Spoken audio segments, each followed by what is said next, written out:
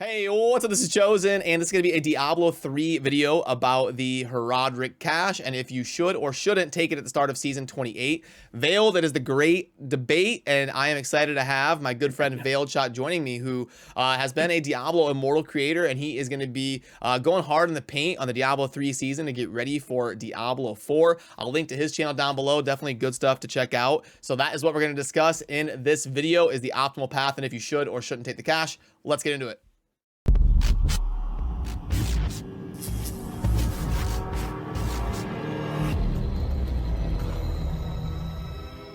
Alrighty, how we doing today, Veiled? What's up? Doing great. I'm feeling better because I think this is the coolest tool I've seen for a new season. I think this is sweet. The planner here behind us. I like it. Yeah. And by the way, shout out to Calico, who made this. I ended up actually talking with him on Discord a little bit. Super nice guy, and awesome work on this tool. It's been an amazing resource for everybody to share in the community, for putting together templates to plan the next season. And I know that the hot topic and the decision that players are most scared of, or not scared, but most like don't know the answer to, in doubt about, is whether or not to take the Herodic Cache. So in general, do you want to let people know what your sentiment is based on the playtesting and everything you're kind of thinking right now? Yeah. So I think first off, the unknown is what's kind of spooking people a little bit because we don't know how impactful it is. So I say the biggest pro of Challenger of Cash is that it's going to make your whole life just easier, more fun, more enjoyable, and easier. So I would say for the average player, probably a good idea. The people that might want to go a little bit more try hard actually may be able to pass up in terms of progress those that took the Challenger of Cash earlier for reasons, as you guys can see on the planner here. One of the actual offerings, specifically the 15th one, requires you to sacrifice a Challenger of Cash in order for you to progress further on. So you're basically locked at 14 until you get another Challenger of Cash if you open it early.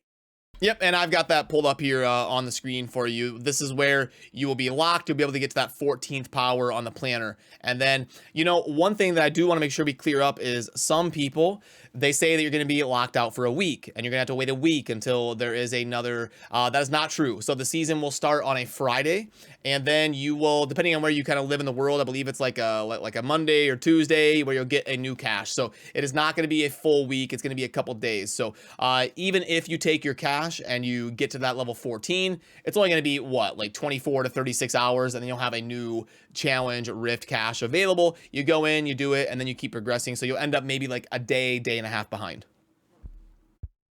Yeah, so I think that's a super important point because we're talking about people that might play a lot within those 48 hours or so. I believe it's Friday, so maybe about, as you say, 48 hours or so, maybe a little bit longer for you to get another Challenger of Cash.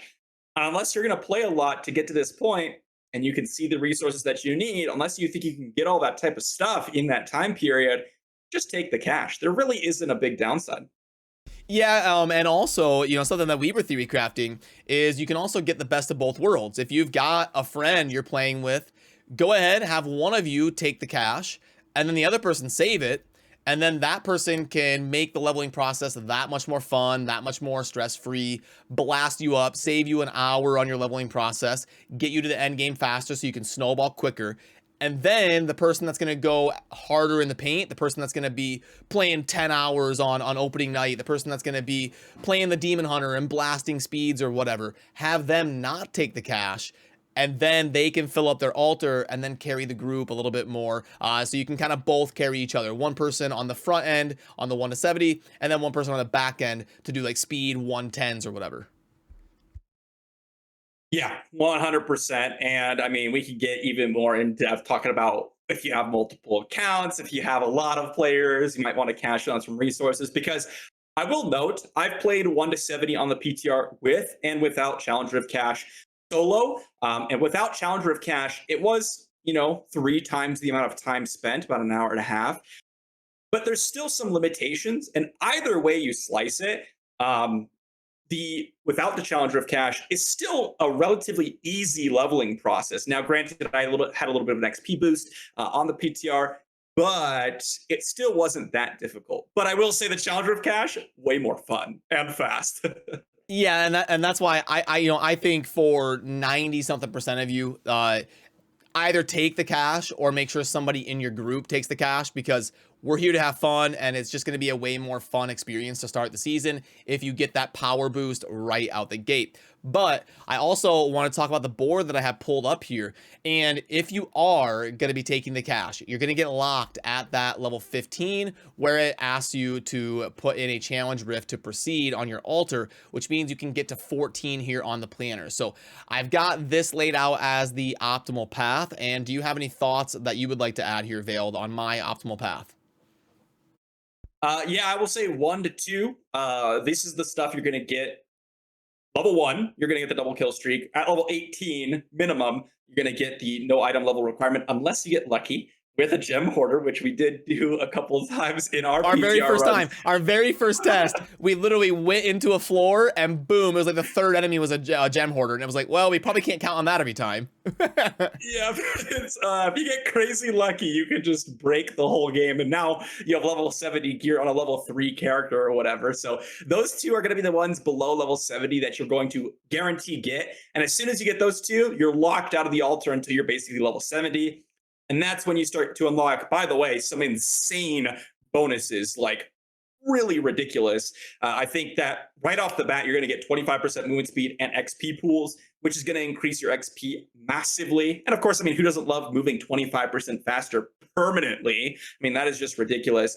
And I think after those two, I think your strategy is just a pretty good one. It's just solid all around. I think it's just the best. There might be some situations where some of the orbs, I guess some of the altar effects rather, are a little bit more interesting. Perhaps, as you see on the screen, resource on crit, getting some extra resources could be really useful in some builds. But of course, if you're not experienced enough, you may not even know how good it is on those builds. So if you want to keep it simple, I think this is a really nice path and giving you a lot of value without making it too complicated. Yeah, and my way of thinking on putting this path together was, I don't know if this is a hot take or not, but I think the pylon power on potion is the craziest thing on the board. So like, I gotta get that. That's the priority. And then it's like after, honestly, I think they're probably gonna adjust it before the season launches. I think they're gonna, I think like it's just way ridiculous, like to just be like having pylons on cooldown in a group where it's a conduit blowing up the whole map constantly. Like I think that like it's fun. I want them to leave that in the game, but maybe adjust it in some way. But anyway, in the way we currently understand the game, you have to rush to random shrine on potion. After that, it's like you talked about resource on crit, but we basically have to take resource on crit or bounties to get down to that middle node to spread out. Yep. And early season, when your builds aren't god tier speed, they aren't optimized yet, having double bounties is just insanely. I would rather have my build Absolutely be a little bit less optimal and get those double bounty bags for sure. Yeah, and as you're saying about the pylon power, as far as I've seen on the PTR, you could run the follower if you're playing solo and get that 10-minute pylon power, which is just the dumbest thing ever, where you're just extending this. So as you're saying, once you get to that greater of 70, you get your first primal, assuming it's not even the greatest, or even if it is a really good one, you might even want to consider salvaging it just to pick that one up, assuming nothing changes. But also, I think another really good one, honestly, I think there's one underrated one on here that I think a lot of people overlook, and that's the Kadala legendaries. And I believe it's not 2 times legendaries, as it says, it's 2 times the chance of getting a legendary, which, might be a little confusing here. If you see this, you might see, oh, I'm going to get 2 Leorix crowns or whatever from gambling, but it's actually 2 times the chances, I believe, which is actually really good early on in the game, because I assume it applies to set items as well, though I can't really say that for certain. Yeah, no, that is a really, really big deal, actually, when you're trying to round out builds, because Kadala allows you to target. When you're like, oh, geez, I don't have a Natalia's helm yet, the Kadawa ×2 is gonna basically let you gamble 2 helms at once, and you're gonna be able to really round out your builds. So that is way more impactful than people give it credit for, I think. So between the 15% dodge and the Kadawa Legos ×2, we're obviously going to take the Kadawa Legos to help you round out your builds and fill them out. So 100% agreement there. Then, you know, between the boss damage and the auto pick, you got to take the auto pick. It's just so much quality of life. I'm playing to have fun. I'm playing to blast. I'm playing to go fast. I instead of saving 1 second on the boss fight, give me the auto pick for sure, right? I can't agree more. But there might be an argument where it's like, oh, well, there's downtime in between Nephilim rifts or whatever, and you can just run and salvage real quick, and you not actually save much time. And there could be an argument for that. I could see that. But to Or me, being able to push higher. how could Like if you're worried about yeah, the leaderboard opening week, sure, but yeah, and those are solid arguments in my opinion. However, and I'll say this with a big, huge caveat. Most people, not as you say earlier on in the video, 90%, 95% of the people that are picking up the cash are also going to want the auto pickup and salvage. I mean, how nice is that? All your yellows, all your whites, all your blues, you're just gone out of your inventory. You only have to focus on the legendaries and the set items, which is just immediately just such a good thing for you to have in terms of quality of life. yep. And then our one on the left side there, the auto DBs and the progress orbs.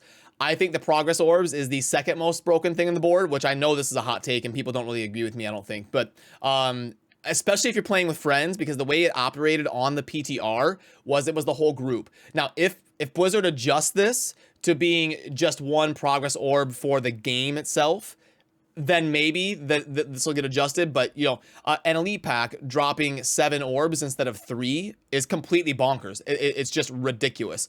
Like you take a 2-minute GR and you make it 55 seconds. So you're speed farming early in the season when you're doing all of those speed GRs. You're getting the Kadawa Legos ×2, and you're getting the extra progress orbs, doing them basically twice as fast. Well, not quite twice as fast, but doing them insanely quicker than you would normally. I think that's a no-brainer, even though the auto DBs would be nice. Yeah, I think I don't know. I'm not convinced with the Death's Breaths, to be honest. I've seen some people say the Death's Breath ×2 is really useful, and the auto DBs, as you're saying. I found that even in the previous seasons, even when I was leveling up and getting to that point, I don't really find that Death's Breaths are like a super, super critical resource. Like I'm always low on them. Granted, you do want a lot of them, but in my opinion, you'll get more Death's Breaths than auto Death's Breaths if you're running the progress orb, right? Because if you're solo, it's a roughly about 25% increase in terms of progress to the greater rift, right? Not quite 33%, because although you're getting one more, you kill those mobs itself, which give progress. But let's say a 20% being generous, faster greater rifts is just ridiculous, as you're saying. Like that's basically 20% faster farming for everything. Yep, and then for our last node here, you end up taking the 20% elite damage, just because it's going to help you clear that much faster. But there is an argument to be made for going the resource on crit, right? Like undoing that. So it kind of depends on you and your build. Maybe take the resource on crit if you're struggling a little bit and you need it. If you don't need the resource on crit and you're staying topped off when you're doing your runs, then I would take the elite damage, and then you are topped off until you have a challenge rift to put in. Am I on base there with what you think? Yeah, and as you're saying, I mean, once you get to this point, once you get the progress orbs, you get the legendaries and everything, there isn't really a ton on the board that I'm like, oh, I really want that. Obviously, 10% extra damage, 15% elite damage, those are all good stuff. And obviously 25% boss damage. But I think that once you get these, you're like such a supercharged character. And keep in mind, this transfers over between characters, and even if you die on hardcore, you still have the altar. So it really does create like a crazy experience when you start to stack up all this damage, all the speeding up, the quality of life. Basically, the whole game just becomes a way funner experience. And I think another one that's super underrated is the CC immunity. I can't tell you how many times where I'm like, kind of close to dying because I get frozen or some random thing. Like I think that one's going to be surprisingly useful, especially for you hardcore players out there. Yeah, and as I'm looking at this, talking with you, I think I may amend my recommendation. I think I would undo the plus 20% elite damage, and I think I would recommend the resource on crit. I think like when you're not optimized yet early in the season, I think especially for casual players, like if you're trying out a new class, if you're on a new build you've never done before, I think as like a broad sweep player-based recommendation, I would probably recommend have your last node kind of scoop up that resource on crit just to have your builds play a little bit better. Yeah, and I think that's an important fact. Like, yes, if you're perfectly optimal, you have the optimal build, you know how to play it perfectly, resource on crit could potentially be literally useless. But most people, maybe they're running an off, kind of meta build, or maybe they just don't have the proper set pieces or legendary pieces or whatever to make this build work properly. Running that just makes everything run a little smoother, which I think is underrated. Honestly, I think that one's also another underrated one where people say it's just really good or really bad. But there is that middle ground where you could have a situation where it's like, I don't really have the optimal build, or I don't really know how to play this optimally quite yet. This is going to be a really smooth transition process for those people, especially with that node. Yep, exactly. So if you are a casual player, maybe you're diving into Diablo 3 because you're hyped up for Diablo 4, I would recommend this board that you see right here where we do scoop up the resource on crit. If you are a very seasoned Diablo 3 player, you're on a class, you know how to play, you know your build in and out, and you know that it is going to be topped off on resource, then go ahead and take the 20% elite damage so that you can farm 15% faster or whatever on those speed GRs. So that last node kind of comes down to you, but I think it is pretty consistent right here among me and Veiled as far as what we think to kind of go in order here. And I think we're in agreement to, go ahead, take the cash, have fun with Season 28. You're not going to be waiting a week. And also, if you do want to keep it, maybe think about having at least one person in your group be able to power level all of you. Am I kind of on base there, Veiled? Yeah, I would say if you guys just want to enjoy the first 2 hours of your gameplay, just pick up the cash. Like it's just it really is a next level experience. Because remember, we don't have any Paragon levels. Of course, when you start leveling up later, it's gonna be absurd anyways. But right at the beginning of the season, you have something like this where you have level 70 weapons at level 18. It's a little ridiculous, and just try it. That's all I gotta say. Just try it. And also on our way out, remember that you can craft those rare items for your team members. So, if they're out of resources, so like in our group, Veiled's going to take the cash and then we're going to get to level 18. And then once we both have that second node unlocked, Veiled can use the resources from the cash to craft me a level 70 weapon so that I can help out as much as I can. So just keep that in mind that those are not account bound and you can share them. Yep. And that's another really important fact, because there may be a situation as well where you just don't even have enough resources. That actually did happen to me quite a bit. Remember, you're only getting 300 of each resource and even 100 veiled crystals, so you could find yourself only crafting 5-6 pieces, and maybe someone else got a lot more drops, yellows than you, or whatever it is. You could definitely share the love a little bit and craft for each other. That's right. Well, hey, Veiled, thanks for joining me over here on my channel. I'm going to link down below. Check out Veiled Shot's content as well. He's always making awesome spreadsheets and all sorts of stuff over there. And it's good to have you in the Diablo 3 scene to try this out for Season 28. So, yeah, appreciate you, man. Have a good rest of your day. See ya.